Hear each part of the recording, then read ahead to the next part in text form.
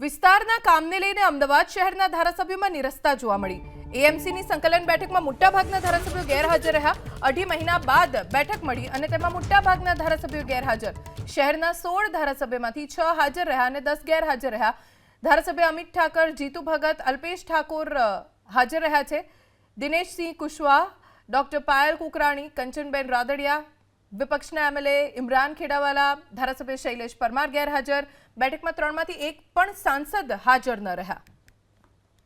અમદાવાદમાં સંકલન સમિતિની બેઠક મળી. 2.5 મહિના પછી સંકલન સમિતિની બેઠક મળી. સામાન્ય રીતે આ સંકલન સમિતિની બેઠકમાં મનપાના અધિકારીઓ, ધારાસભ્યો, વિપક્ષના પણ અને સત્તા પક્ષના પણ સાંસદો હાજર રહીને લોકોને પડતી મુશ્કેલી અને લોકોના મુદ્દા ચર્ચતા હોય છે. અમારા સંવાદદાતા કુશાંક સોની પાસેથી વધુ જાણકારી પ્રાપ્ત કરીશું.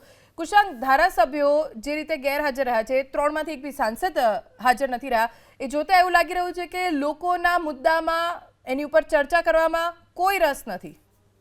જો 2.5 મહિના બાદ સંકલન સમિતિની બેઠક મળી હતી, કારણ કે સ્વાભાવિક રીતે મ્યુનિસિપલ કમિશનર છે તે થોડાક સમય પહેલા ગ્લાસગો ગયા હતા, જ્યાં આગળ કોમનવેલ્થની જાહેરાત કરવામાં આવી, જેના કારણે સંકલન મળી શકી ન હતી.